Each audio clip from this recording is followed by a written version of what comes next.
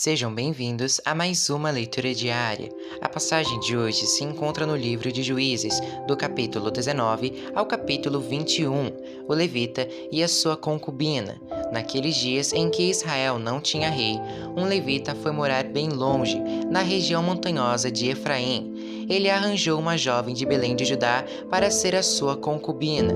Porém, ela brigou com ele e voltou para a casa do seu pai, em Belém, e ficou lá durante 4 meses. Então, o homem resolveu ir a Belém atrás dela, para tentar convencê-la a voltar. Ele foi com o seu empregado e levou 2 jumentos, e a moça o recebeu na casa do seu pai. Quando o pai da moça viu o levita, recebeu-o com alegria e insistiu para que ficasse na sua casa, e ele ficou ali 3 dias. Assim, o casal tomou as suas refeições e passou as noites ali. No 4º dia, eles se levantaram cedo e se aprontaram para ir embora. Mas o pai da moça disse ao levita: "Coma alguma coisa antes de ir e assim você se sentirá melhor. Você pode ir mais tarde." Então, os 2 homens se sentaram e comeram e beberam juntos. Aí, o pai da moça disse: "Por favor, fique mais uma noite e divirta-se." O homem se levantou para sair, mas o pai da moça insistiu muito que ele ficasse. E assim, o levita passou outra noite ali. No 5º dia, bem cedo, ele se levantou para ir, mas o pai da moça pediu: "Por favor, coma alguma coisa, espere até mais tarde." E os 2 homens comeram juntos.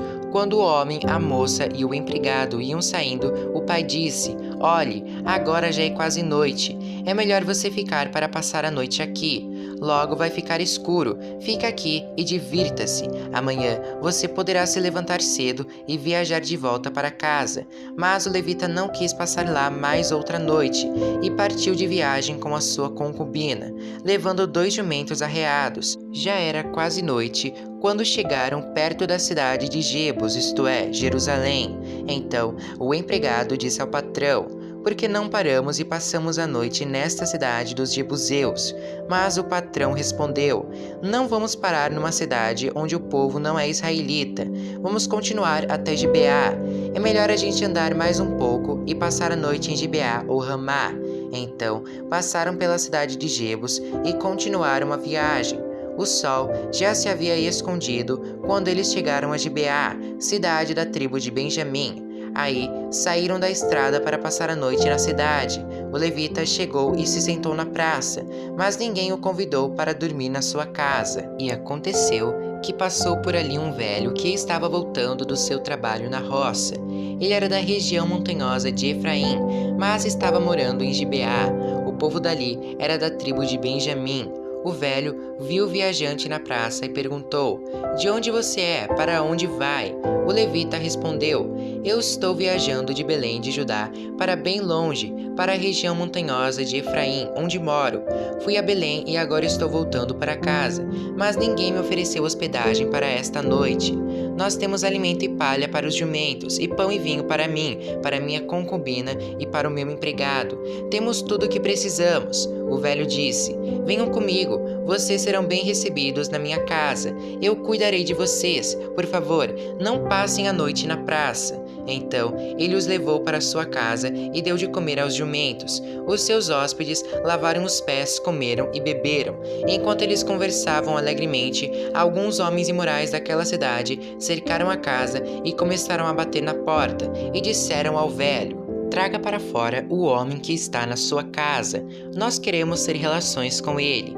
Aí o velho saiu e disse: "Não, meus amigos, por favor, não façam essa coisa tão má e tão imoral. Este homem é meu hóspede. Olhem, estão aqui a minha filha virgem e a concubina dele. Eu vou pôr as 2 para fora, e vocês poderão fazer com elas o que quiserem. Mas não façam essa coisa horrível com este homem." Mas eles não quiseram ouvi-lo. Então o levita pegou a sua concubina e a pôs para fora e a entregou a eles. E eles a forçaram e abusaram dela a noite toda e só a deixaram de manhã. Ao amanhecer, a mulher veio e caiu na frente da casa onde o seu marido estava e ficou ali até clarear o dia. De manhã, o marido se levantou para continuar a viagem. Quando abriu a porta, achou a sua concubina caída em frente da casa, com as mãos na soleira da porta. Aí ele disse: "Levante-se, vamos embora." Porém, não teve resposta. Então, pôs o corpo dela atravessado sobre o jumento e seguiu viagem para casa. Quando chegou lá, entrou, pegou uma faca e cortou o corpo da concubina em 12 pedaços. Depois, mandou um pedaço para cada uma das 12 tribos de Israel. E todos os que viam isso diziam: "Nunca vimos uma coisa assim, nunca houve uma coisa igual a essa, desde o tempo em que os israelitas saíram do Egito. Pensem, o que vamos fazer agora?" Capítulo 20. Planos para castigar os moradores de Gibeá. Por causa disso, todo o povo de Israel, desde Dan no norte até Beerseba no sul e Gileade no leste, se reuniu em Mispá. Eles se reuniram na presença de Deus o Senhor como se fossem uma só pessoa. Os chefes de todas as tribos de Israel estavam presentes nessa reunião do povo de Deus. Havia 400.000 homens a pé, treinados para a guerra, e o povo de Benjamim soube que todos os outros israelitas haviam subido até Mispá e que eles queriam saber como aquele crime havia sido cometido. Então, o levita, marido da mulher assassinada, explicou: "Cheguei com a minha concubina a Gibeá, no território da tribo de Benjamim, para passar a noite. Os homens de Gibeá vieram de noite e cercaram a casa. Eles queriam me matar. Em vez disso, abusaram da minha concubina e ela morreu. Então, eu peguei o corpo dela, cortei em pedaços e mandei um pedaço para cada uma das 12 tribos de Israel. Aquela gente cometeu um crime horrível no meio do nosso povo. Todos vocês que estão aqui são israelitas. Vamos resolver agora o que fazer." Todo o povo de Israel se levantou ao mesmo tempo e disse: "Nenhum de nós, nem os que moram em casas, nem os que moram em barracas, voltará para casa. Vamos escolher alguns homens para atacar Gibeá. A 10ª parte dos homens de Israel vai arranjar comida para os que vão lutar. Os outros vão castigar os moradores de Gibeá pelo crime horrível que cometeram em Israel." Então, todo o povo de Israel se reuniu como se fosse uma só pessoa para atacar a cidade de Gibeá. As tribos israelitas mandaram que mensageiros fossem por toda a tribo de Benjamim e dissessem: "Que crime horrível vocês cometeram! Exigimos que vocês nos entreguem agora esses homens imorais para que nós os matemos. Assim, tiraremos esse mal do meio do povo de Israel." Mas o povo de Benjamim não deu atenção aos outros israelitas. Eles saíram de todas as suas cidades e foram para Gibeá, a fim de lutar contra o resto do povo de Israel. Naquele dia, eles convocaram das suas cidades 26.000 soldados. Depois, os moradores de Gibeá reuniram mais 700 homens especialmente escolhidos, que eram canhotos. Qualquer um deles podia atirar com funda uma pedra num fio de cabelo sem nunca errar. E os outros israelitas que iam lutar contra a tribo de Benjamim reuniram 400.000 soldados treinados. A guerra contra a tribo de Benjamim. Os israelitas foram ao lugar de adoração em Betel e ali perguntaram a Deus: "Qual das nossas tribos atacará primeiro a tribo de Benjamim?" E o Senhor respondeu: "A tribo de Judá." Na manhã seguinte, os israelitas subiram e acamparam perto da cidade de Gibeá. Saíram para combater contra a tribo de Benjamim e puseram os soldados em posição de ataque, de frente para a cidade. Então, o exército de Benjamim saiu da cidade, e antes de terminar o dia, eles mataram 22.000 soldados israelitas. Aí o povo de Israel foi para o lugar de adoração, e na presença do Senhor chorou até a tarde. E eles perguntaram ao Senhor: "Devemos ir combater outra vez os nossos irmãos da tribo de Benjamim?" E Deus respondeu: "Sim." Então, o exército israelita se animou de novo, e eles puseram seus soldados em posição de combate novamente, no mesmo lugar em que haviam lutado no dia anterior. Os israelitas marcharam contra a tribo de Benjamim pela segunda vez, e pela segunda vez os soldados de Benjamim saíram de Gibeá, e dessa vez mataram 18.000 soldados israelitas treinados. Então, todo o povo de Israel subiu de novo até Betel para chorar. Ficaram ali na presença de Deus, o Senhor, e não comeram nada até a tarde, e apresentaram ao Senhor ofertas que foram completamente queimadas, e sacrifícios de paz. Eles fizeram uma pergunta ao Senhor: "Acontece que que naqueles dias a Arca da Aliança estava ali em Betel, e Finéias, filho de Eleazar e neto de Arão, estava encarregado de cuidar dela. A pergunta que eles fizeram foi esta: devemos sair mais uma vez para combater os nossos irmãos da tribo de Benjamim, ou devemos desistir? O Senhor respondeu: combatam, porque amanhã eu farei com que vocês os derrotem. Então, os israelitas puseram alguns soldados escondidos em volta de Gibeá. No terceiro dia, marcharam de novo contra o exército da tribo de Benjamim. Os seus soldados ficaram em posição de batalha, de frente para Gibeá, como tinham feito antes. Os soldados de Benjamim saíram para combater e se afastaram da cidade. Como haviam feito antes, começaram a matar algumas pessoas na estrada de Betel, na estrada de Gibeá e em campo aberto. Mataram mais ou menos 30 israelitas e diziam: nós já os derrotamos, como das outras vezes. Mas os israelitas disseram: vamos recuar e fazer com que eles se afastem da cidade e venham para as estradas. Então, a maior parte do exército israelita saiu dali e tornou a se juntar em Baal Tamar, mas os homens que cercavam a cidade saíram de repente dos lugares onde estavam escondidos na planície de Gibeá. 10.000 dos melhores soldados israelitas atacaram Gibeá e o combate foi duro. Os benjamitas não imaginavam que iam ser destruídos. O Senhor Deus fez com que os israelitas derrotassem o exército de Benjamim. E naquele dia, os israelitas mataram 25.100 inimigos. Então, os benjamitas compreenderam que estavam vencidos. A vitória dos israelitas. Os israelitas tinham se retirado durante a luta contra os benjamitas, porque confiavam nos homens que haviam colocado escondidos em volta de Gibeá. Esses homens avançaram depressa na direção de Gibeá, espalharam-se e mataram todas as pessoas da cidade. O exército israelita e os homens que estavam escondidos tinham combinado um sinal.